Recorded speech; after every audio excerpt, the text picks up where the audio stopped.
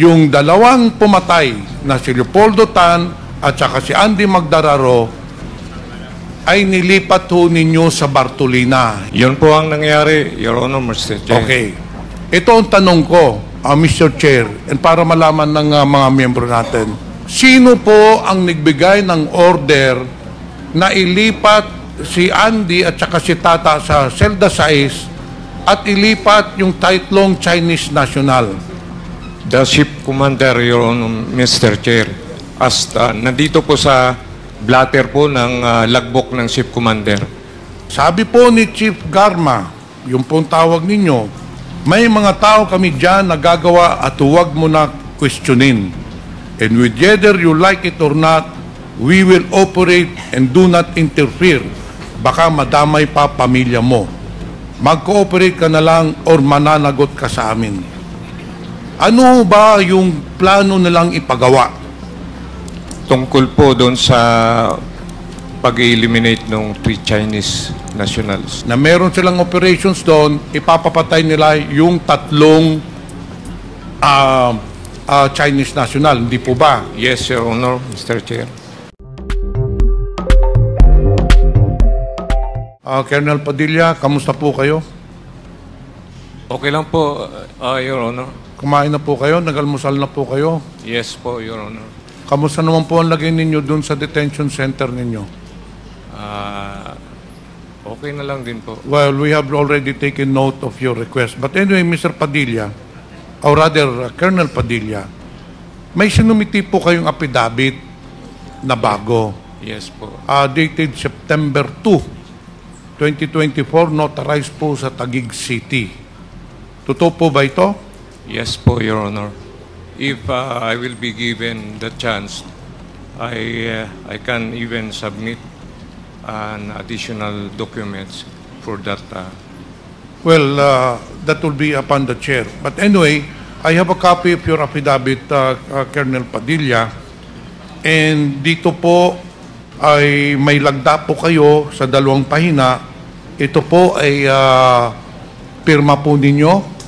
Pinatutuhanan mo po ito na ito ay pirma ninyo sa affidavit po ninyo sa 2 pahina? Yes, Your Honor, Mr. Chair. At ito po ba ay lahat ng nakasaad dito, pinatutuhanan mo na lahat ito ay totoo? With all my knowledge, Your Honor, Mr. Chair. Ito ba, Colonel Padilla, itong affidavit na bago na sinumite sa komitiba, ito ba ay ginawa mo ng kusang loob o may nag-udyok sa'yo na gumawa nito? Yes, Your Honor, Mr. Chair. Sariling at kusa ko pong ginawa. Tinatanong ko po ito, Colonel Padilla, Mr. Chair, dahil may sinumiti po kayong affidavit din dated August 27, 2024, hindi po ba? Yes, Your Honor, Mr. Chair. Pero yung sinabit po ninyong affidavit ng August 27 at itong sinabit po ninyo ngayong September 2, ay magkasalungat. Itong sinabit po ninyo na affidavit ng September 2 ay taliwas po doon sa mga sinaad po ninyo noong August 27. Meron pong mga aspeto o mga bagay na hindi ninyo binanggit sa September at August 27, pero dito sa September 2 ay nakasaad po. Ang tanong ko po, bakit ho nagbago ang isip nyo at binago nyo yung affidavit ng August 27? Pinag-iingatan ko po yung aking personal safety and that of my family. Ilang taon na po ba kayo? 64 po. Kailan ho kayo magre-retire? This coming November 20. September? November po, 2024. November, so 2 buwan na lang po. And that is why it is very appropriate that you should really retire on a high note. So I therefore strongly suggest that you should cooperate with this committee to maintain your integrity since you have served the government for several years. Ngayon, Yes. Colonel Padilla, ayon sa iyong salaysay, kayo ay naging superintendent or warden ng Davao Penal Colony from 2015 to 2018. So 3 taon po, hindi po ba? Yes, Your Honor, Mr. Chair. Ano ba ang trabaho ng isang warden? Pwede po bang pakisabi po dito sa... I am the overall in charge of the whole Davao Prison and Penal Farm during that time, Your Honor. So overall in charge po, ano? So ibig sabihin, kayo ang tagapamahala ng buong Davao Penal Colony, hindi po ba? Yes, Your Honor, Mr. Chair. Sa madaling salita po, kayo ang nagsusupervise, kayo po ang nagmamanage ng lahat ng gawain sa Davao Penal Colony, hindi po ba? Yes, Your Honor, Mr. Chair. So in short, mayroon pong kasabihan sa Ingles, the buck stops here. In short, all the decisions regarding procedures or orders, mga utos sa mga provincial, sa mga guards, in short, everything that goes on in that penal colony, kayo po ang nagdidesisyon, hindi po ba? Yes, Your Honor, Mr. Chair. Ngayon, pupunta tayo doon muna sa nilipat ng mga Chinese national. Noong 2016 po, meron hong nilipat na 3 suspected Chinese drug lords or Chinese nationals who were charged with drug offenses. Ayon sa iyong salaysay, Colonel Padilla, tinutulan mo po itong paglipat doon sa Davao Penal Colony. Bakit po kayo tumutol? That's true, Your Honor, Mr. Chair. During that time po, talagang wala pong facilities for the high risk and high profile inmates sa Davao Prison and Penal Farm.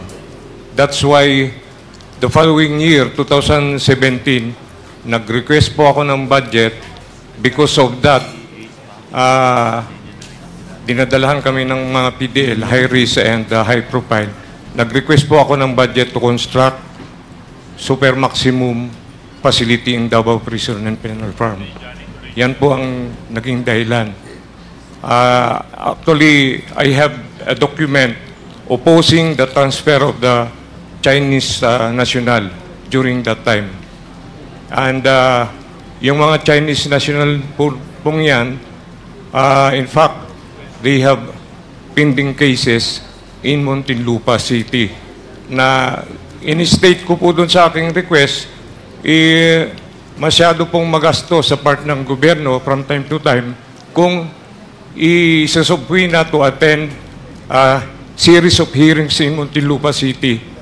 Kaya po, inupos ko po yan. Pero that was July 2015 pa, in fact. Then, after October po, wala pong nangyari, nag-request po ulit ako. Nireiterate ko po na ibalik po yung mga high risk and high profile PDL sa Muntinlupa. Pero no action pa rin pong nangyari. Mr. Chairman, with respect to our colleague, Congressman Pimentel, baka pwede muna pong basahin yung affidavit na bago ni Colonel Padilla para at least magkaroon ng idea yung mga members. Your Honor, Mr. Chair, can I request for for an executive session? May mga very sensitive po na issue po doon. 1 minute suspension. Yun lang po ang talagang nalalaman ko sa pangyayari kasi I was really under pressure during that time. So, meron po nga akong documents na pwedeng ipakita na nagpapatutuo doon sa sinasabi ko pong affidavit. Wala pong ibang pwede kong ikuha na hindi po talaga totoong nangyari. Yan lang po ang totoong nangyari kasi yung sinabi ko nga na may mga previous request ako So, na-sense ko talaga na it is really a major government anti-illegal drugs operations against that PDLs. Okay, we understand no, yung iyong statement, Colonel. In that case, we will now proceed with the interpellation. Mr. Chair, just one point of Sige, clarification. Congressman Palma. Colonel Superintendent Padilla, aside from your affidavit, do you want to say something which is important to this committee? Otherwise, will the affidavit will suffice? Meron ka pa bang pwede i-reveal sa amin na importante? If you grant me Executive for session. some time in Today. executive session po. Why don't you tell now? It will Because the people is also waiting for your yes, Your Honor, your Mr. Chair, testimonies. but it will endanger my safety and of my family. Okay. That's why I'm asking. We perfectly understand your situation, Superintendent Padilla, and as you have committed to this committee that you will share more vital information in relation to the investigation of the Quad Committee. However, since Congressman Johnny Pimentel has already started propounding questions to you based on the affidavit that you have submitted, subscribed, and sworn to, then we continue with that until later we will grant you an executive session. Is that okay? Mr. Chair, Congressman Akop.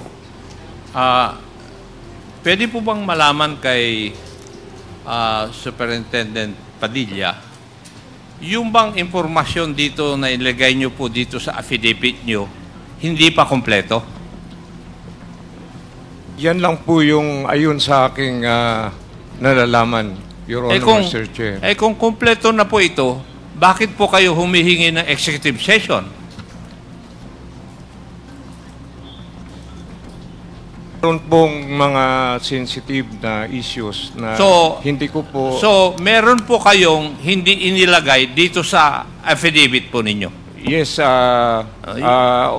in fact, it was leading to that sensitive issue. So, kung magkakaroon tayo ng executive session, ang sasabihin po ninyo, wala po rito sa affidavit nito dahil kung ganun na mangyayari, ipapatigil ko yung executive session dahil diluloko mo na kami. Ganun po ang Your Honor, Mr. Chair.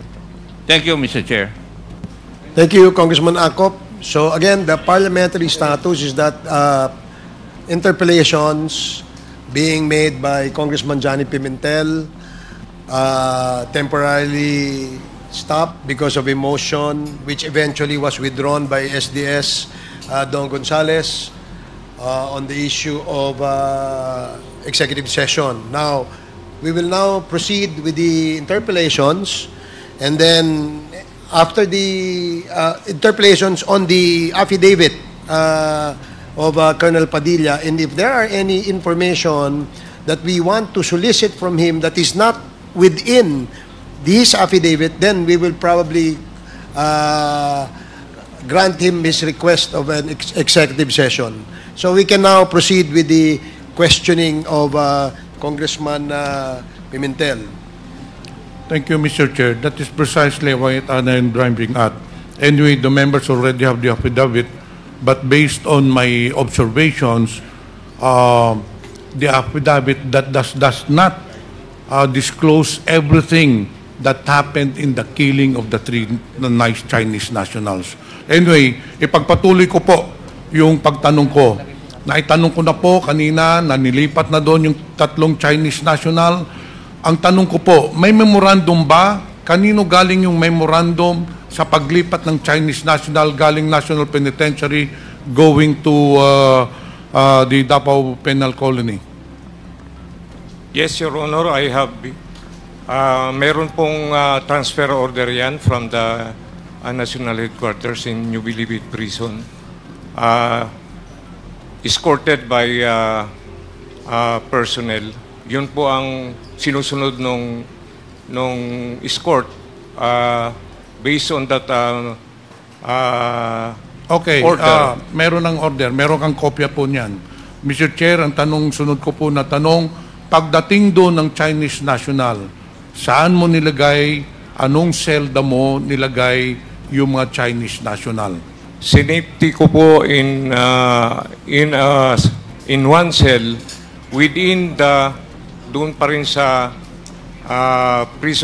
disciplinary, part of prison disciplinary dormitory, since wala po kaming facility for the high profile and high risk PDL. Meron ho kayong mga ibang foreigners, hindi po ba? Bago dumating yung Chinese national, meron kayong mga foreign nationalities na nakakulong doon. Sila ba ay magkasama doon sa mga Pilipino na bilanggo o pinaghiwalay na? Pinaghiwalay po namin, Mr. Chair. Pero, so nakahiwalay, okay. Colonel Padilla, nakahiwalay ang Pilipino at saka yung mga foreign prisoners or PDLs. Saan nyo nilagay yung tatlong Chinese national? Doon ba sa mga Pilipino o doon sa mga foreign nationals? Sa foreigners lang po. Okay. Mr. Chair, I just want to put it in record that the statement or testimony of Colonel Padilla fully corroborates with the statement of our resource person, Mr. Leopoldo Tan. Doon po sa affidavit ni Mr. Leopoldo Tan, na sinabi niya, ang paragraph 12, yung tatlong Chinese drug lords, nakabukod po sila. So, it just shows, Mr. Chair, that our resource person, Mr. Leopoldo Tan, was telling the truth. Kasi kinorroborate na po niya na nakabukod. Ngayon, alam na ho ninyo ang nangyari, hindi po ba, Colonel Padilla? Yes, Your Honor, Mr. Chair. Yung dalawang pumatay na si Leopoldo Tan at saka si Andy Magdararo ay nilipat ho ninyo sa Bartolina. Hindi po ba? If I'm not mistaken, August 11, nilipat ninyo si Leopoldo Tan at saka si Andy Magdararo.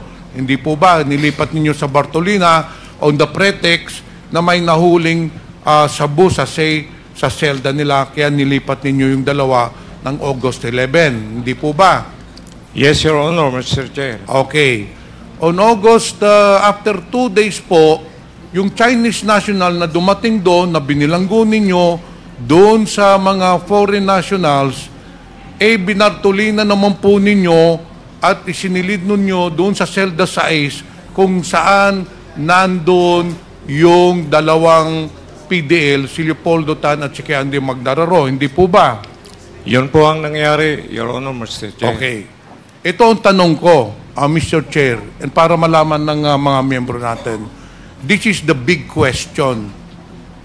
Sino po ang nagbigay ng order na ilipat si Andy at saka si Tata sa selda 6 at ilipat yung tatlong Chinese national? Sinabi po ninyo kanina na kayo ang overall person in charge ng Dapicol. Sino po ang nagbigay ng order? The ship commander, Your Honor, Mr. Chair. Nandito po sa blatter po ng logbook ng ship commander. Bakit po ship commander? Ano ho ba ang ship commander sa hierarchy ninyo? Hindi po, kayo po ang overall charge. Ano ang posisyon ng pang-ilan po yan, yung ship commander, Mr. Chair? From superintendent, meron pa pong deputy superintendent for security operation. Then from deputy superintendent for security operation, meron pa pong commander of the guards. From commander of the guards, meron pa pong ship commander and then camp commander. So pang-ilang po yung ship commander? Pang-apat po? Pang-apat po. Pang-apat o pang-lima? Opo. Pang-apat? Yes, sir. Abay, Colonel Padilla, mahirap po pang paniwalaan yan, Mr. Chair. Dahil sabi mo nga kanina, ikaw ay natasan ng gobyerno, ikaw ay overall in charge, ikaw ang manager, ikaw ang supervisor ng Dapicol. I don't think all these people here now in this committee will believe you that the decision to transfer the 5 persons doon sa cell number 6 ay manganggaling sa isang lowly official of the Bucor. Sinabi ho nyo kanina, it's on record, Ang trabaho po ng superintendent, ng warden, kayo po ang overall in charge. Imposible po na hindi ho nyo alam na ililipat sa Bartolina yung 5 tao. Sa level ko po, report na lang po ang nakakarating kasi tulad ng previously sinabi ko na may kanya-kanya po kaming level of responsibility. Report na lang po. Kaya nagbabase po tayo dito sa logbook. May blatter po kung sino ang totoong naglipat. Meron mo ba kayong copy nung order na ilipat sila sa memorandum? Doon sa Celda 6? Meron po kung sinong nag-transfer. Sino ang nagpirma? Ang ship commander po. So you mean to tell me and you mean to tell this committee, Mr. Chair, na kayo ang overall in charge, kayong superintendent, yung number 4 sa personnel ninyo, gagawa lang ng order without your knowledge, without your approval? Alam mo na natin yung bureaucracy natin ng gobyerno po. Meron po tayong nasa taas, meron pong mga middle management. Lahat po ng mga middle management, like for example, USEC, ASEC po, hindi po gumagawa ng memorandum order yan kung wala pong pahintulot ng secretary. Mas lalo na po sa inyo, na Bucor, because you are semi-military, hindi ho mangyayari po na magbibigay ng order, in this case, yung Robert Quinto, yung po yung deputy, yung ship commander na sinasabi ninyo, yung po ba ang tinutukoy ninyo? Si Robert Quinto? Yes po, Your Honor, Mr. Chair. Kasi pag nakarating po sa akin yan, nakalagbok na po yan, after na po nung event. Nakalagbok na po. Hindi yung event ang pinag-uusapan natin, Colonel Padilla. Ang pinag-uusapan natin, sino ang nag-utos, sino ang nag-order na ilipat yung 2 pumatay at yung namatay na 3 Chinese national. Yun yung pinag-uusapan natin. Hindi ho yung insidente po ang pinag-uusapan natin.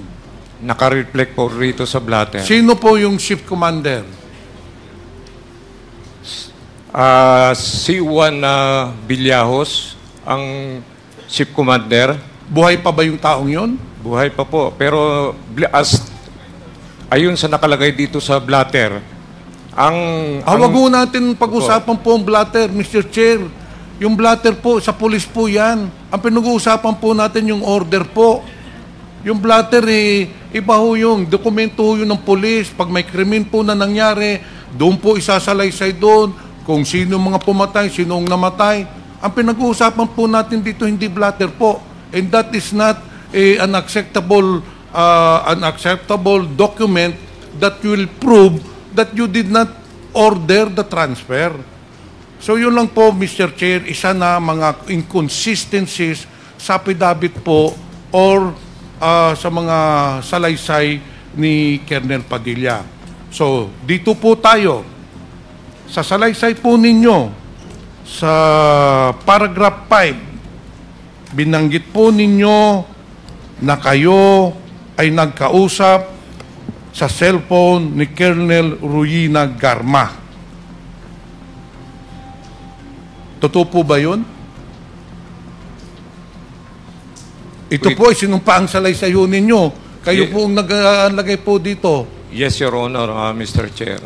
But tulad ng sinabi ko, can I request... Sige, mamaya po, pupunta po tayo doon. It will be the committee who will decide on that. Pero nandito po tayo sa hearing and I'm giving the floor, so I have to proceed with my interpellations. Ngayon po, ang tanong ko po sa inyo, paano nyo nakausap si Ruyina Garma?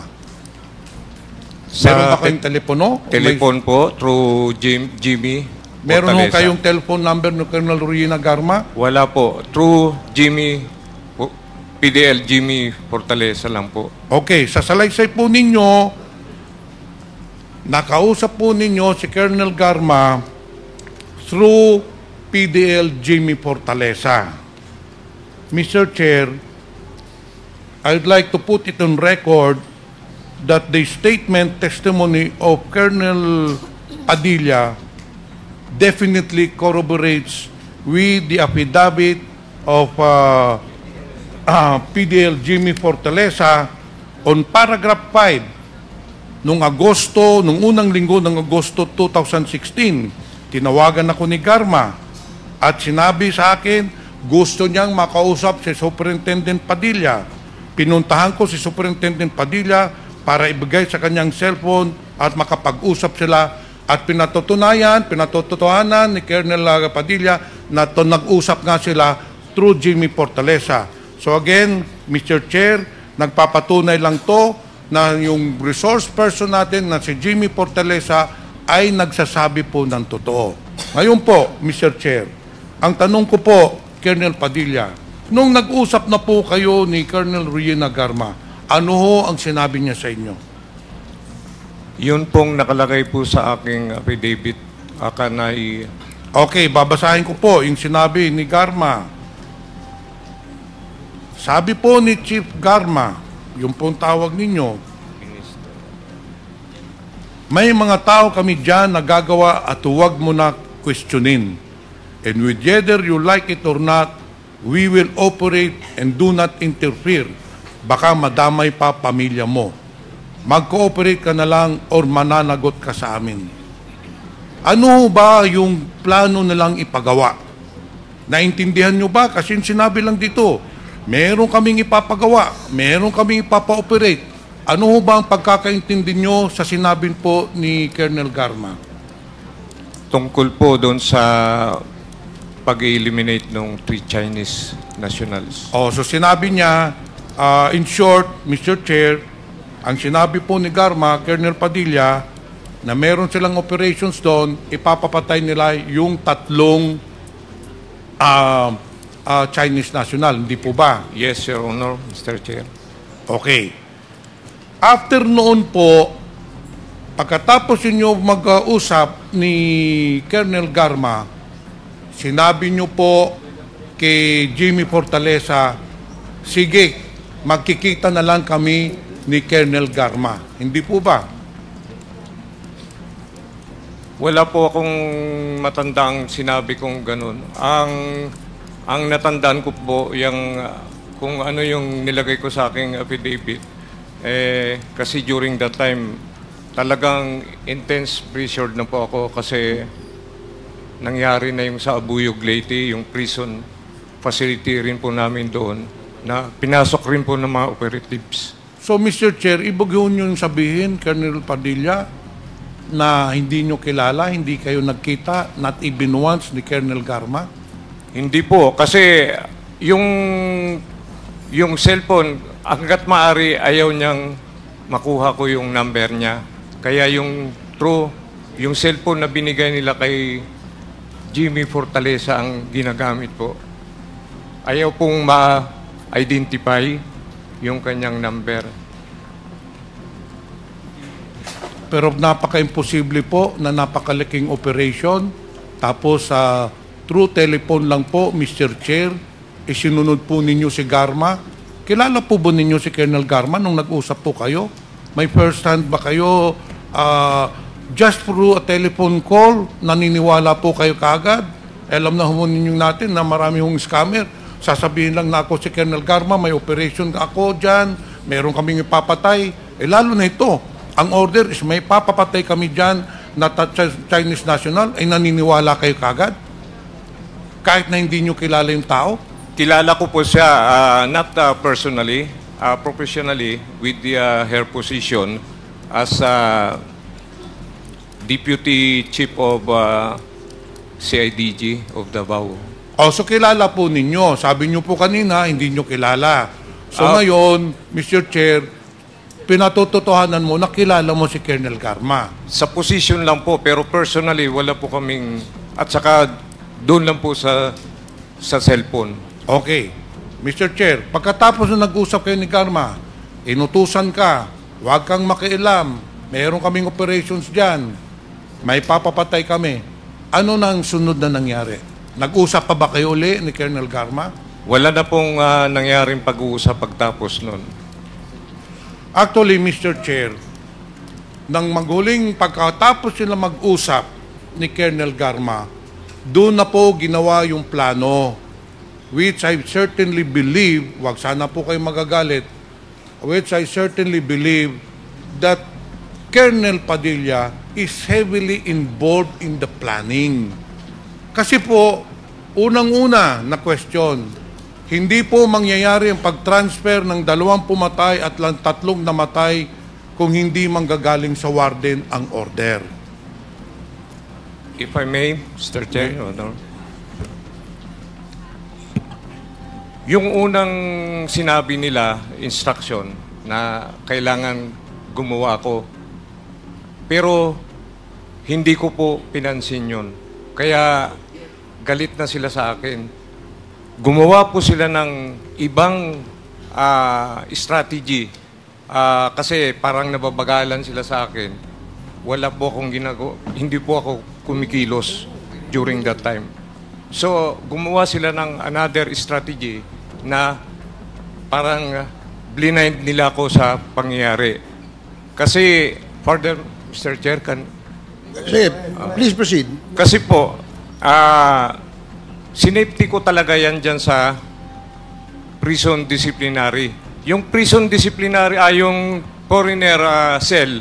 Within the prison disciplinary din po yun. Kabilang selda lang. Kaya po, nung gumalaw na sila, may mga operations na kuan, blind na po ako ron. As I said, nakalagbok po lahat sa blatter. Yung pati pagbitbit nila sa kabila without my consent. Ganun po ang nangyari. Kumbaga, parang minadali na po nila yung operation na yon. Renassure na nila ako dahil hindi ako gumagalaw. Gumawa sila ng sariling strategy. If Mr. I may, Chair, ano yung sabi ni Colonel Padilla? Sila. Ginawa nila, gumawa sila. Sino po itong sila? Yun na po, involved na po yung 2 PDL at behind that, hindi ko na po alam kung may... Sandali, Mr. Chair. Kayo po ang warden. Yung 2 PDL bilanggo po. Sila ba magdi-decide na sila nilipat sa Bartolina? Sila ba ang magdi-decide Hindi na po. sila ang gagalaw? Yung ganito po para mabigyan po ng buong overview of picture lahat ng tao po dito. Itong nangyari pong insidente nito, kung ihambing po natin sa pelikula, yung 2 tao, si Andy Magdadaro at saka si Leopoldo Tan, mga aktor po yon. Ngayon, yung executive producer po ng insidenteng punto, si Colonel Ruina Garma. Ngayon, ang executive producer, nag-uutos lang po yan. Pero ang floor director dito, ang executive director po dito, si Colonel Padilla. It happened within his premises. He is the man in charge. I do not believe that there was no order coming from him. At saka sinasabi po niya ngayon, gumagalaw sila. Gagalaw ba yung 2 PDL doon sa loob ng kulungan na walang pahintulot ng warden? Gagalaw ba yung sinasabi niyong ship commander ng order na walang pahintulot po sa inyo? That is why, Mr. Chair, marami pa ho ditong mga inconsistencies. But I know that there are many, isa pa lang yan na sinasabi kong mga inconsistencies, but based on my interpellations and based on the appreciation of the affidavits, I have found out, or I have concluded, Mr. Chair, that the affidavit of Colonel Padilla corroborates with the affidavit of Mr. Leopoldo Tan with regards to the Chinese nationals. I also conclude, Mr. Chair, that his testimony corroborates with the affidavit of Jimmy Fortaleza. Inamin na ho niya na nakausap niya si Garma dahil kay Jimmy Fortaleza. However, I believe that Colonel Padilla is holding more information vital to this hearing. Hanggang doon po lang kayo, yung affidavit ho ninyo, Mr. Chair, hanggang doon lang po kayo kay Garma. Pero sa buo sasalaysay ni Leopoldo Tan, nandoon po kayo. Una, binanggit ho kayo nung kinontak na kayo ni Colonel Garma, sabi niyo po, magkikita kayo. I believe you Paul Datan, bakit po? Pinalabas po ninyo yung 2 PDL, hindi pinalabas ng dun lang sa may gate para makausap po si Art Narsoles at saka si Colonel Garma. And then, nung nangyari pong insidente, pumunta po kayo, inamin ho ninyo din yun, sa affidavit ho ninyo, Mr. Chair. Pagkatapos nung nangyaring insidente, pumunta po kayo sa Zelda Size at tinignan nyo yung namatay na mga Chinese nationals. Lahat po sa buong salaysay, kayo po ang binabanggit ng 2 PDLs. Mahirap po mangyari isang ganitong kadrumal-dumal na krimen na kayo po ang in charge ng DAPICOL na wala kayong kaalam-alam. Hindi, imposible po mangyari yon. I have been in the government service for the past 25 years. And all chief executives, ihahangibin ko na lang ikaw na isa kang chief executive ng warden. The buck stops there. All decisions. Kaya po kayo nilagay doon dahil kayo magsusupervise, magmamanage. Imposible ang manager, supervisor, hindi po alam ang nangyayari doon sa bilanggo. Therefore, Mr. Chair, I have come to a conclusion, but that is my opinion, that our resource persons is lying to us, holding vital information. Marami ho pong inconsistencies doon sa affidavit po niya. Yun lang po, Mr. Chair. Thank you, Congressman Pimentel. The next to interpolate is Congressman Jay Konghun. You're recognized. Thank you, Mr. Chair. Mr. Chair, maaari ko po bang i-direkta aking katanungan kay Chief Superintendent Gerardo Padilla? Please proceed. Thank you, Mr. Chair. Colonel Padilla, naiba ang iyong affidavit in some material aspect, no? Kaya syempre, magdadahan-dahan tayo, lalong-lalo na sa iyong mga affidavit dahil binago mo ang iyong affidavit. Syempre, gusto nating makasiguro, lalong-lalo na sa mga pangyayari. Sabi nga nila, recantations are generally looked upon with disfavor. But we're doing this, I'm clarifying this point, to ensure that your latest statement, as contained in your September 2 affidavit, could pass the credibility test. As the highest-ranking official of your institution, you should know that a commander can delegate his authority but not his responsibility. So, responsable po kayo, Colonel Padilla, kung ano po yung nangyayari sa loob ng Bilibid. Ayon sa iyo, sometime in 2015-2016, may mga nilipat na suspected Chinese drug lord mula sa Bilibid papunta sa inyo, sa Davao Prison. At ikaw ay nag-object dito dahil wala kayong facility para sa mga high-profile inmates katulad na lang ng mga Chinese drug lords. Again, Colonel Padilla, para linawin po natin, sino po ba ang may authority na maglipat ng inmate mula sa Bilibid papunta sa Davao Prison? The Director of Corrections po, Your Honor, Mr. Chair. Sino po? During that time, it was from order po of Director General of the Bureau of Correction, then General Ricardo Rinier Cruz. Pakilinawan po yung inyong pagsasalita, sir.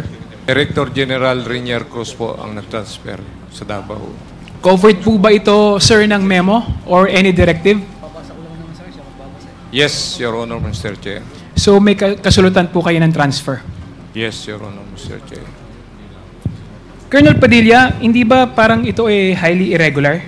Normal po ba itong nangyayari from Bilibid, malilipat sa ibang facility?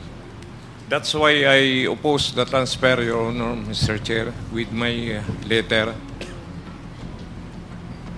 during that time. Ano po ang tingin ninyo, bakit kaya, anong dahilan kung bakit inilipat ito sa Davao? hindi ko na po alam ang tamang dahilan. Dahil, in fact, we have pending cases pa nga appeared in their record. Hindi po ba kaya siya inilipat sa Davao dahil mas kontrolado nila yung facility kaysa sa Bilibid? Maring isa pong dahilan. O dahil mas kontrolado nila kayo? Hindi po, kasi wala nga po kaming kamalay-malay na dadatnan kami ng ganitong high risk and high profile PDL. Colonel Padilla, di ba siyempre pag ililipat mo yung isang tao from Bilibid to Davao, hindi ba kaya mo siya ililipat dahil mas kontrolado mo yung mga taong namumuno dun sa Davao Prison? Hindi Kaya ibig naman- sabihin, mas kontrolado nila kayo, kaya mas pinili nila na dun ilipat yung mga nakakulong. Yes po, Your Honor, Mr. Chair, kasi national headquarters po namin yung New Bilibid Prison. Hindi po ba kayo nagduda rito? Again, Mr. Chair. Okay. Ang sabi niyo po, Colonel Padilla, suspected. Ibig sabihin yan, hindi pa final and conviction. Tama po ba? Nasa inyong statement po yun. Yes, Your Honor, Mr. Chair. At nakakulong sila dahil non-bailable yung offense. Yes, Your Honor, Mr. Chair. You describe them as high-profile inmates. Bakit ganito ang classification siya sa kanila? Pagka yung high risk, yun po yung mga notorious, and then yung high profile, may mga known records of criminal activities talaga. Kilala mo ba sila bago sila inilipat sa From Bilibid to Davao Prison, kilala mo ba sila? Hindi ko po kilala, Your Honor, Mr. Chair. Okay, Colonel Padilla. Klaruhin din natin, Colonel Padilla. Sabi ninyo, in 2016, 3 of the Chinese drug lords identified as Tiu Qintin, Wong Mengpin, and Li Yanyan were killed by their fellow inmate Mr. Magdadaro and Mr. Tan. Tama po ba? Yes, Your Honor. Si Wong Mengping ay parehong kilala ni Tata at Andy na si Peter Wong. Tama po ba? Yes, Your Honor, Mr. Chair. At ito namang si Lin Lan Yan ay parehong tao na kilala ni Tata at Andy na si Jackson Lee. Tama po ba? Yes, Your Honor, Mr. Chair. Sa madaling salita, wala tayong pagtatalo na itong mga pangalan na bidabit mo, ayan din yung pinatay ni Tata at ni Andy. Yes, Your Honor, Mr. Okay. Chair. Colonel Padilla, ayon sa affidavit mo, katulad nga na sinabi ni Honorable Pimentel kanina, prior to such killing, I've been subjected to an intense pressure by CIDG Officer Royina Garma. Tinawagan siya ni Royina Garma. Bago ang pag-uusap ninyo, kilala mo ba si Royina Garma? Kilala ko lang po siya bilang Deputy Chief ng CIDG, Davao City, Your Honor. Sino bang mas maituturing mo mas senior sa inyong dalawa? Hindi ko po masabi kung sinong mas senior sa amin. Hindi mo masabi kung sino mas senior sa inyo, pero ganun na lamang siya makapagsalita sa isang superintendent na katulad mo? Hindi ka ba nagtaka kung bakit ganyan kanya kausapin? Magkaiba po kasi ang level namin sa Bucor at saka doon sa PNP, Your Honor, Mr. Chair. Nung sinabi ni Garma sa'yo, yung mga salita na may mga tao kami dyan at gagawa at huwag mo questionin, and whether you like it or not, we will operate and do not interfere, baka madamay ang pamilya mo. So makipag-cooperate ka. So anong ibig sabihin ng mag-ooperate sila? Ang ibig bang sabihin nito may papatayin sila? Mayroon po, Your Honor, Mr. Chair. Nakatira ka ba sa Davao noong mga panahon na yon? Yes po, Your Honor, Mr. Chair. Even my family. So noong bang sinabi niyo na sa iyong pagkakaintindi, meron ka bang inkling o meron ka bang hula kung sino yung balak nilang patayin nung panahon na yon sa pakikipag-usap mo kay Rowena Garma? Yun na pong tatlong Chinese nationals.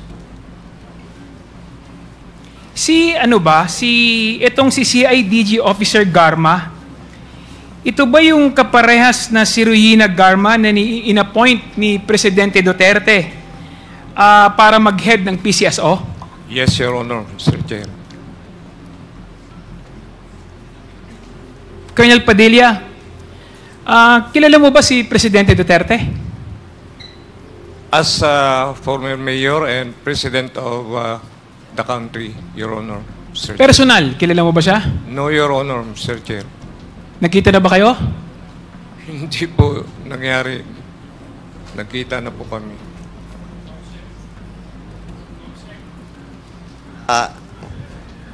Mr. Chairman, Thank you. Mr. Chairman, Colonel Padilla, kasi may mga proof kami na magkasama kayo eh. As nung mayor po siya, Your Honor, Mr. Chair, may mga yung mga kasal ganon, parang Pero sinabi mo ko na you never met him personally. Binago mo na naman. How can we believe in your statement? Hindi, during itong official Ang function. tanong sa iyo, well, in fact, that was also the question of Congresswoman Brosas during the previous hearing. Tinanong kanya kung kilala mo si President Duterte. If I Sabi may- mo po, sandali, patapusin muna ako. Sinabi mo na hindi. Kaya, you must tell all.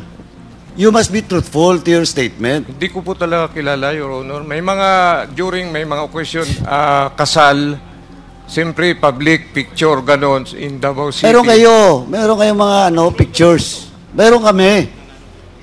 Mamaya pag sa panahon ko, sana naman sabihin mo na yan lahat ng totoo.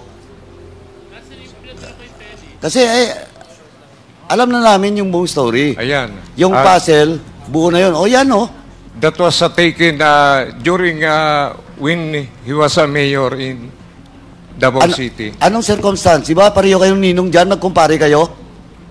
That po. happens in Samal Island? Hindi po. Saan kami, yan? Hindi po, sa Samal po yan. Oh. Pero hindi po kami magkumpare, Ninong. Bakit pareho kayo Maylay? Nag-attend lang po kami niyan kasi yung kinasal dyan, yun yung kaibigan ko, Mike Ruiz. Pero personally, hindi. Picture taking lang po yan as a public figure. Your Honor, Mr. Chair. Anyway, darating din tayo dyan. Mamaya, pag ako na, magtatanong sa iyo. Okay, please proceed, Kong Kunhun. Colonel Padilla, mas maganda po sana kung magsasabi po tayo ng totoo. Kasi ang pagkakasabi ko po, ang tanong ko po sa inyo, kung nagkita na kayo ni dating Presidente Rodrigo Roa Duterte, ang sagot mo, hindi. So, mas maganda po, magsabi po tayo ng totoo sa ating mga susunod na katanungan. Ano po? So, lagi po natin iisipin na kayo po ay may sinumpaan dito at magsabi po tayo ng totoo. May I continue, Mr. Chair? Please proceed. Colonel Padilla, sabi mo sa affidavit ninyo na nakaranas ka ng intense pressure at totoo yung threat sa'yo. Kasi alam mo for a fact, operations made against a certain drug lord in Leyte days before she called me. Anong ibig mong sabihin dito sa iyong statement na yan? Mayroon na pong nangyaring same operation din involving known inmate drug lord in Leyte a week before the Davao incident. Paano mo nalaman ito? Isa po sa operating prison and penal farm namin yung Abuyog, Leyte. Okay.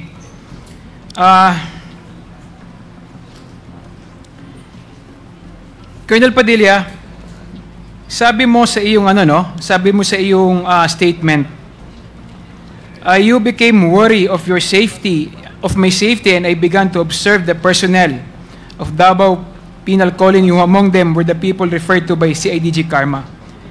So, ang ibig mong sabihin, hindi mo alam kung kailan o paano ang sinong mga kasama sa operation? Yes, Your Honor, Mr. Chair. Wala kang alam dito? Yun pong si IDG Garma. Ang alam kong meron pong utak niyang operation na yan. Pero kilala mo kung sino ang mga target? Yes, Your Honor, yung 3 Chinese nationals. At nung sinabi sa ni Garma yung ganon, hindi ka ba humingi ng detalye sa kanya? Nung pinag-usapan niyo kung sino yung mga target, ano yung detalyeng ibinigay niya sa'yo? Basta yun lang po, yung 3 Chinese national na subject nila. Dahil mga member po yun ng Bamboo Triad and Sinaluha Drug Cartel operating in the country. Bakit ganun ang kapangyarihan niyang si Garma, ni Ruhita Garma? Bakit ganun siya ka-impluwensya, yung kanyang kapangyarihan, bakit ganun?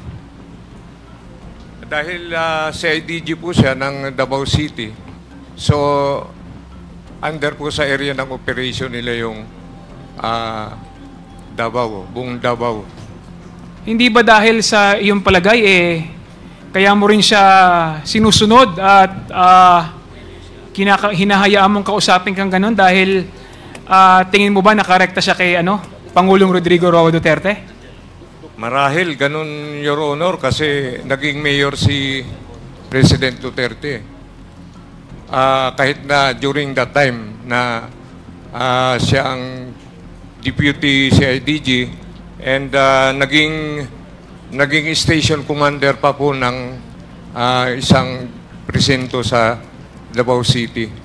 Kindly wrap up, Congressman. Okay, thank you, Mr. Chair. Last question, Mr. Chair. Pagkatapos ng usapan na yon ninyo ni Garma, hindi na ba kayo nag-usap ulit? Wala na po. Wala na pong nangyaring kasunod pa na pag-uusap. Okay, thank you, Mr. Chair. I will, na lang sa next round, Mr. Chair. Ituloy ko aking katanungan. Thank you, Mr. Chair. Thank you, Congressman Kong Hun. The next to interpolate is Congressman Acop. Congressman Acop, you're recognized. Thank you, Mr. Chair.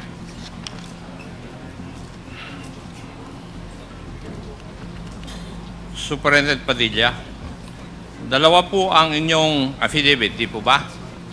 Isang Yes, Your Honor. 27 August at saka isang 2 September. Yes, Your Honor, Mr. Chair. Magkakontra. Yes, Your Honor, Mr. Chair.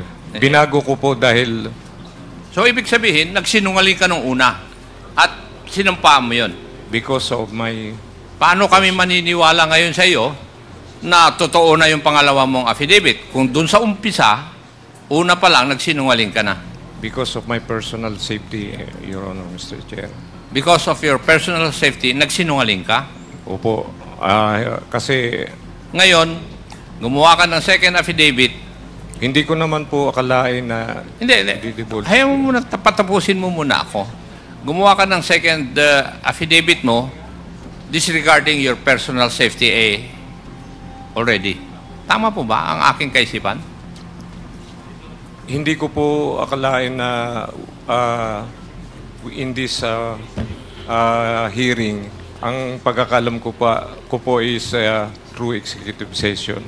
Take up. Kasi tama po yung sabi ni Honorable Konggun, yung recantation is not looked upon with favor by the courts. Kasi yung ngayon sinabi ko, nagsinungaling ka na doon sa sinumpa mo, tapos babaguhin mo. Yun po yun. Ngayon, umpisahan po natin na ilipat yung 3 Chinese na PDLs sa iyong lugar. Kanino nang galing yung utos? From higher headquarter po, Your Honor. Hindi ko naman. Sino po doon sa higher headquarters na nag-utos? Yung Director of Corrections. Sino po yung Director of Corrections na nag-utos na ilipat yung 3 sa Davao Penal Colony? Based on the record po, Your Honors, Director General then Rinier Cruz.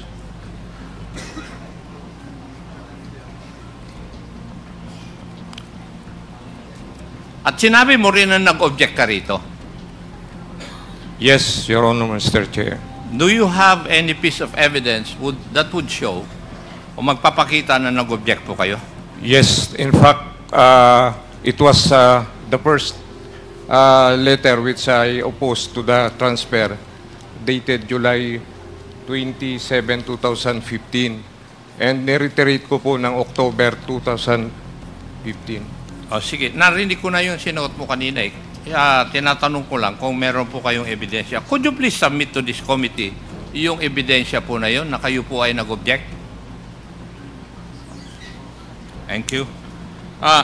Punta po tayo dun sa statement ninyo na you were subjected to intense pressure by then CIDG Officer Ruina Garma, who called me through the cell phone of another inmate Fortaleza at sinabi sa iyo ni Madam Garma na may mga tao kami dyan na gagawa at huwag mo nang questionin. And whether you like it or not, we will operate and do not interfere. Baka madamay ang pamilya mo. Yes, Your Is that Honor. true? Yes, Your Honor, Mr. Now, kung natanggap mo itong mensaheng ito mula kay Colonel Garma, what would have been the proper thing that you would have done? Ano po dapat ang ginawa ninyo? Hindi ko po actually binigyan ng kuan yung kanyang sinabi. Kumbaga, Hindi mo pinagbigyan pero sinabi mo, you experience intense pressure tapos yes, hindi mo binigyan ng kwan. during that time, Your Honor, Mr. Chair, nagkaroon po ng ganun. Oo nga. Kasi gusto nilang during that time madaliin po yung pagsasagawa nung Pagsasagawa ng ano? pagpatay doon sa tatlong child. So, at that point in time, alam mo na napapatayin yung tatlo. Alam ko po, Your Honor, Mr. Anong Chair. ginawa mo nga? Yun ang tanong ko nga eh. Ano ang ginawa mo nung nalaman mo napapatayin yung tatlo na Wala. nasa loob ng iyong piitan?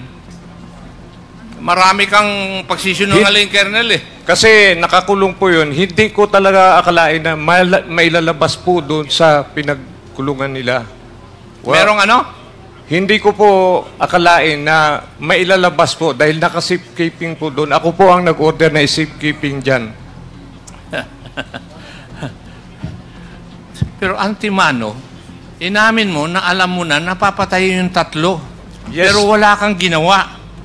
Yes, Your Honor, Mr. Chair. Kaya nga Hindi po, mo man lang inireport doon sa mga nakakataas para tulungan ka na patigilin o tigilin yung ganun na mangyayari.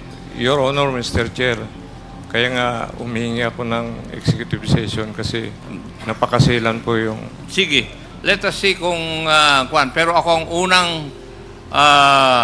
magpapatigil ng executive session kung yung sasahibihin mo ay hindi importante dito sa mga issue na inimbestigahan dito sa committee na ito. It's very sensitive, Maliwanag Your ko Honor. siguro yon. Ano? Now, sinabi mo kanina na sa pagsagot po ninyo sa aking mga kasamaan na merong unang pagtatangka. Tama po ba? Yes, Your Honor, Mr. Chair. Paano mo nalaman na may unang pagtatangka? Doon po sa tawag ni Tawag ni? CIDG Garma. So, ibig mo sabihin, yung una Yun lang ang po. una. Yun po. Yun ang unang pagtatangka. Opo. So, ano po yung nalaman po ninyo, yung pangalawang pagtatangka na sinabi po ninyo? Wala naman pong, yun lang po, yung unang usapan lang po na yun. So, kasi narinig ko kanina, merong first try na sinabi mo sa katanungan ng aking mga kasamahan. Opo. So, wala na yung pangalawa. Yun na at yun na. Yes, Your Honor. Okay. Thank you. Doon po sa pagtatanong na aking mga kasamaan at pagsasagot ng mga ibang testigo, hindi ka pa ba naniniwala na may plano talaga na patayin yung tatlo? Naniniwala nga po ako. So, naniniwala ka. Ang sinasabi mo lang, hindi ka kasama doon sa plano. Naunahan po ako doon sa plano. Ano ibig mong sabihin? Naunahan po ako kasi Naunahan kanino? nung pangyayari kasi in-expect nila na ako ang unang kikilos. Iba naman yung impormasyon ko. Si Congressman Paduano na magtatanong sa iyo. Hindi ikaw ang pipiit, isang tao na wala na rito sa mundo dahil din dyan sa okasyon na yan. Di ba? Yes, Your Hindi, Honor. That's ikaw why kasama ka sa plano kasi walang mangyayari sa piitan na yon kung hindi mo alam o kung ayaw mo. Tama po ba? ganun po, Your Honor, Mr. Chair. May nangyayari sa piitan na hindi mo nalalaman? Ganun po ang nangyari. O nangyari lang dito sa pangyayaring ito? Opo. Okay. Yun po yung inyong depensa. Yung pong paggalugad, kanino pong utos talaga yun? Para magkaroon ng kasalanan yung dalawang PDL para mabartolina sila. At anong yung paggalugad din dun sa foreign part ng inyong detention? Yun po ang sino po ginalugad din po sila para sila mapunta sa Bartolina? Tama po? Sino nag-utos nun? Tulad ng sinabi ko po, mayroon po akong Tinatanong ko lang po kung sino ang nag-utos. sa security operation po. Security operation. Sino po yun? Ang security operation ko during that time is Robert Quinto. Quinto. Tinuturo mo na dahil patay na siya. Hindi po. Di ba? Siya po ang... Hindi nga, patay na siya, di ba? Yes, Your Honor. Pero Yes, binaril din siya. Kaya huwag na tayong pumunta ron.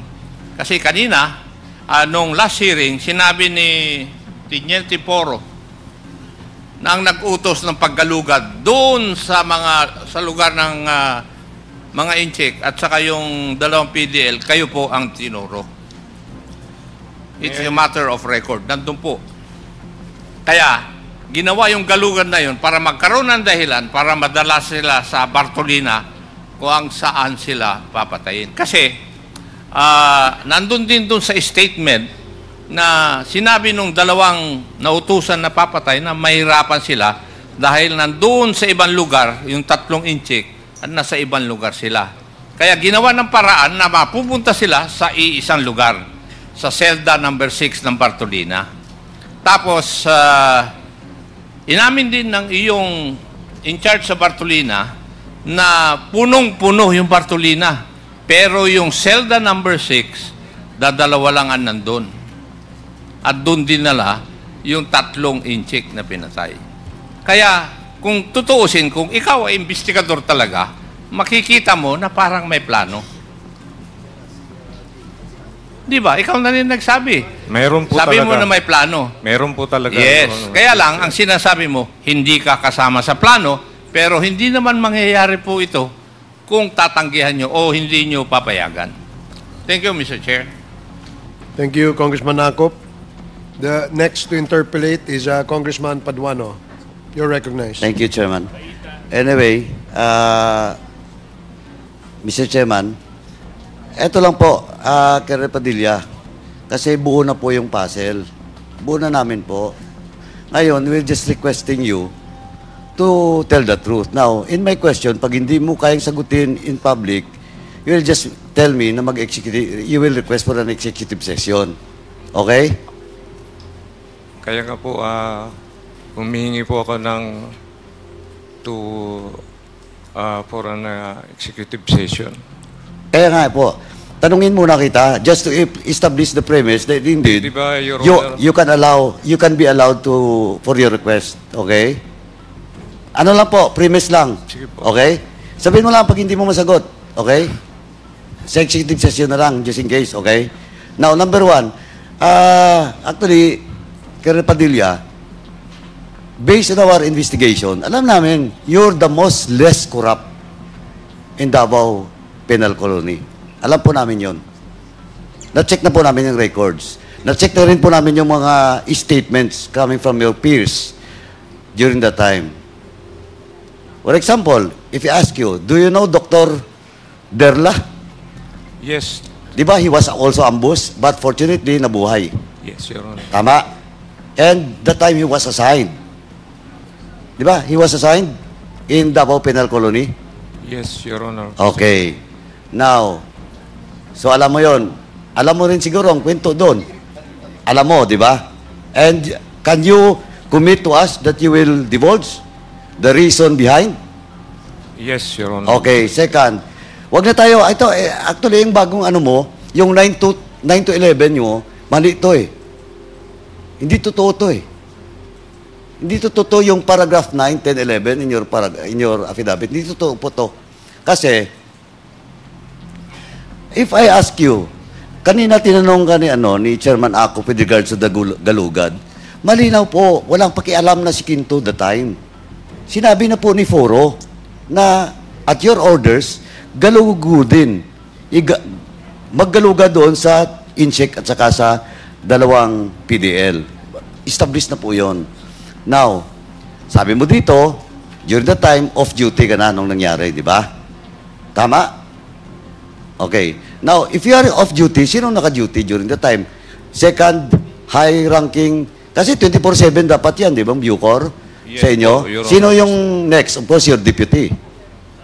Deputy po, supposed to be.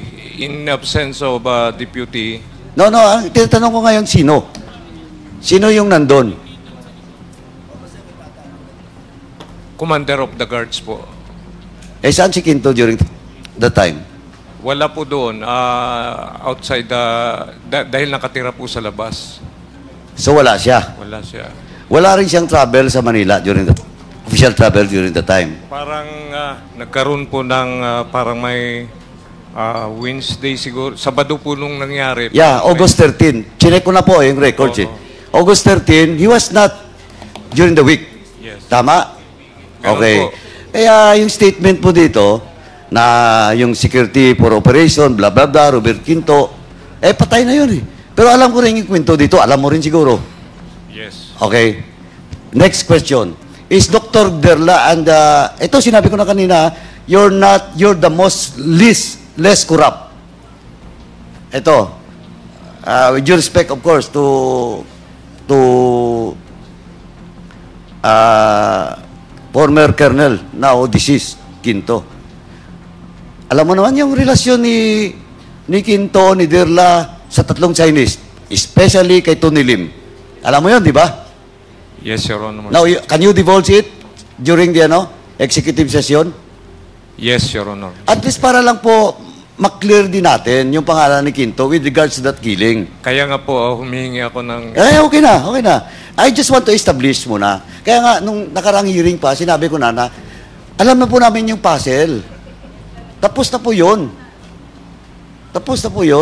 And well, in fact, siguro, I just want to confirm to you, during the first hearing, kaya hindi mo po masabi-sabi na nakausap mo si Garma because, alam mo, si Garma, her record, dun sa Davao, di ba?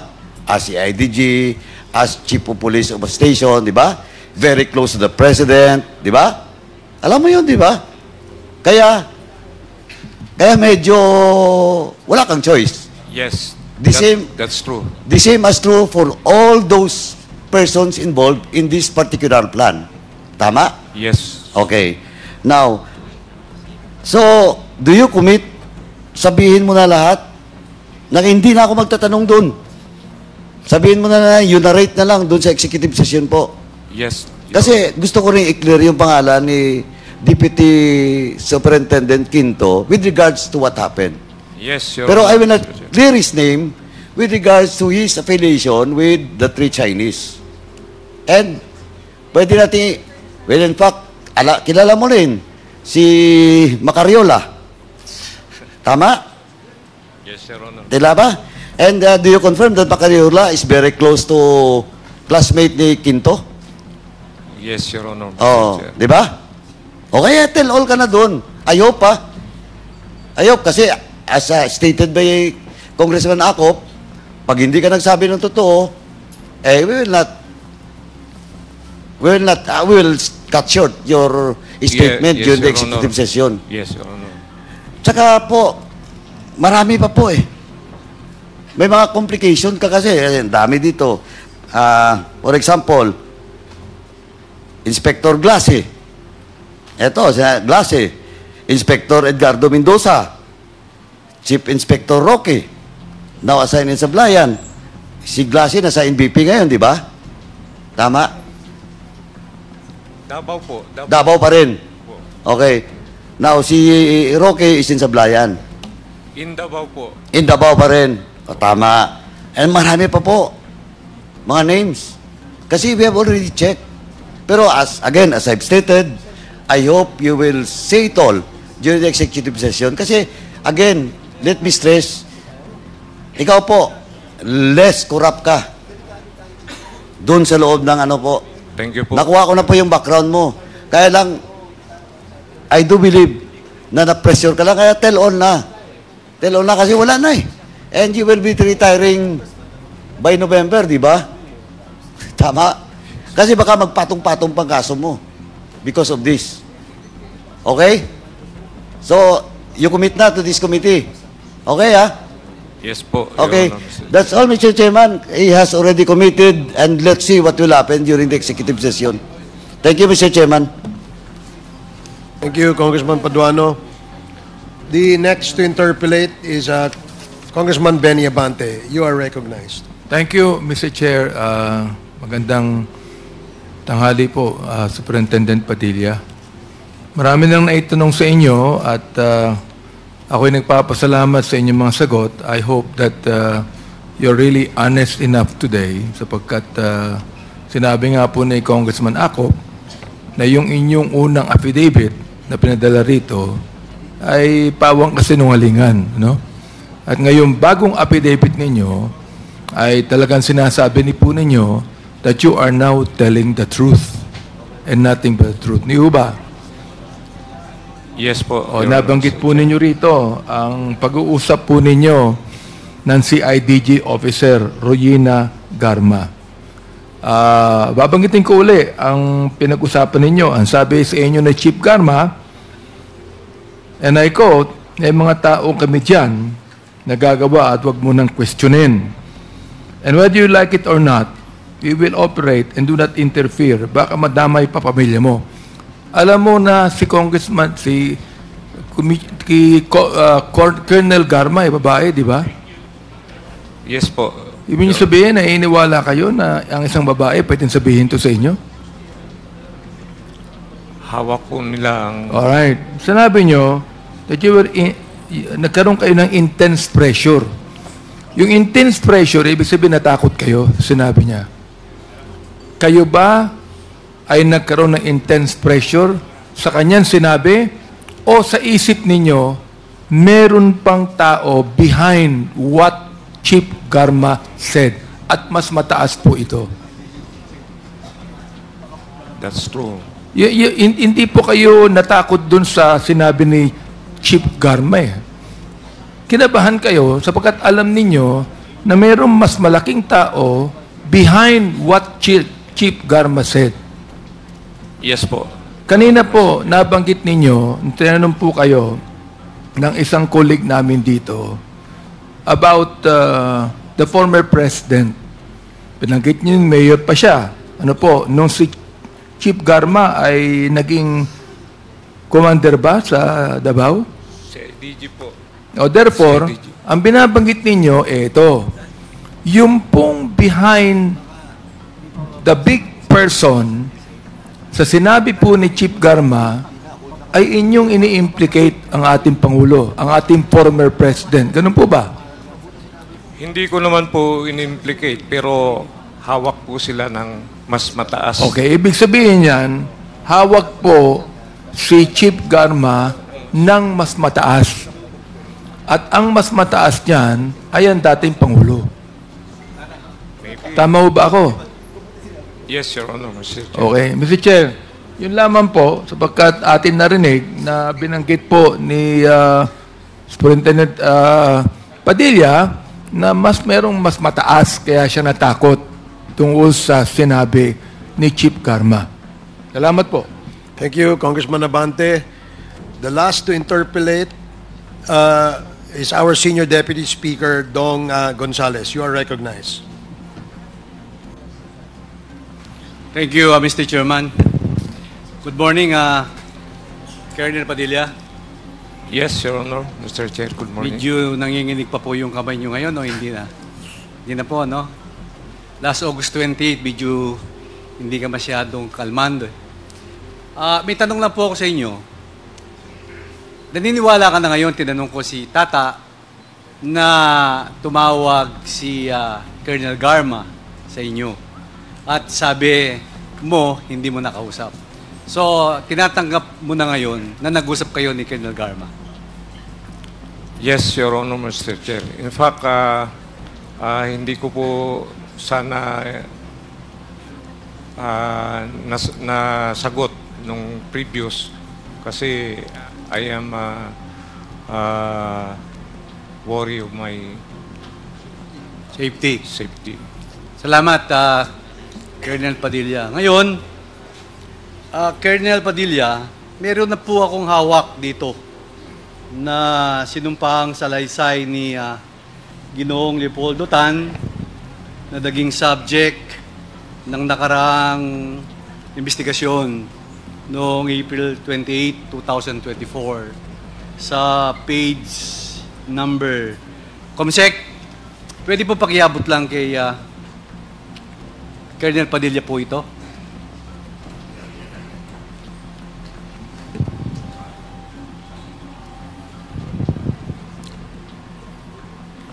Colonel Padilla, yung pong tatlo po yung nakabilog, gusto ko lang pong marinig ng mga miyembro at mga nakikinig sa buong mundo. Pwede niyo pong basahin yung number 28? Number 28 po. Number 28 po. Sa salaysay ni Leopoldo Tan. Habang naglalakad kami, Pakilapit po yung mikropono. habang naglalakad kami papuntang investigation section, tumunog ang cellphone ni Superintendent Padilla. Nakita ko na pinindot ni Superintendent Padilla ang kanyang cellphone. Nadinig ko na sinabi nung tumawag kay Superintendent Padilla, "Congrats, Superintendent Padilla, job well done." Pero grabe yung ginawa mo, ginawang tinuguan. Medyo mahina po yung mikropono. Pakiulit lang po yung last sentence. Pero grabe yung ginawa mong dinuguan. Oh. 29, alam ko Sige na... po, number 29. Number Pakibasa po yung 29 number po. 29. Alam ko na ang kausap ni Superintendent Padilla ay si Presidente Duterte dahil pamilyar ko ang boses niya. At number 30 po, pakibasa yung number 30. Pagkatapos ng tawag, sabi ni Superintendent Padilla sa mga kasamahan niya doon, tumawag si Presidente, nag-congrats sa akin. Dahil sa sinabing ito ni Superintendent Padilla, kaya lalo akong napaniwala na ang tumawag sa kanya ay si President Duterte. Colonel Padilla, ngayon nandito ko po sa harap ng mga miyembro ng Kongreso. Nasa harap ka po ng mga kapwa natin Pilipino nanonood. Ang dami-dami nanonood sa atin. At maraming nanonood all over the country, all over the world. May tanong po ako sa inyo. Naniniwala po ba kayo sa sinabi ni Leopoldo Tan sa number 28, 29, at 30? Mr. Chairman, if I may. Okay, Congressman Fernandez. With the indulgence of Senior Deputy Speaker, no, I think we're dealing deeply, with this discussion, and I'm just worried about the safety of Superintendent Padilla, considering that he is a 64-year-old retiring in a couple of months. And at the same time, his family lives in Davao City. He is asking for an executive session, and he continually insisting that he be given a chance on an executive session. We all know that the sensitivity of the issue that we are tackling right now, and it entails the life of the people that love this guy. Although, Mr. Chairman, we have seen some inaccuracy on the new affidavits that he submitted to us, but nevertheless, we cannot counter, no, yung buhay na maaaring mawala sa mga testimonyang ibibigay niya dito sa ating kapulungan. And I think it is incumbent upon all of us to think about the family of Superintendent Padilla. Last hearing, I hardly questioned the Superintendent Padilla because I know that he was lying. And indeed, with the change of affidavit that he subscribed right now, I think somehow he's telling the truth. But not completely. Because there is an apprehension on his part. And considering the safety of his children and his family, I think it is just proper for us to finally, ipagkaloob po natin sa kanya yung request niya doon po sa executive session. And he divulged a lot of things. The name of Garma, the name of Edelberto Leonardo na nabanggit kanina, the former president as well. And I think, Mr. Chairman, this is high time that pagbigyan na po natin si Superintendent Padilla. And if I may, no, Mr. Chair, kasi you are reading a lot of documents. Those documents that you are reading right now pertains to what? Superintendent Padilla. Yes, Mr. Chair. Tungkol po saan yung mga dokumentong yan? Ito po yung logbook ng ship commander during the events. Can you kindly submit that to us? Can we have that documents? Yes, Your Honor, Mr. Chair. Okay, sige. Thank you so much. And with that, Mr. Chairman, I move that we convene our Quadcom into an executive session. Para sa iba pang karagdagang mga balita at impormasyon, ay huwag po nating kalimutang mag-like, share at comment sa video na ito, at huwag po rin nating kalimutang mag-subscribe to continue supporting us. Maraming salamat po sa inyong panonood, at naway tangkilikin po ninyo ang aming YouTube channel.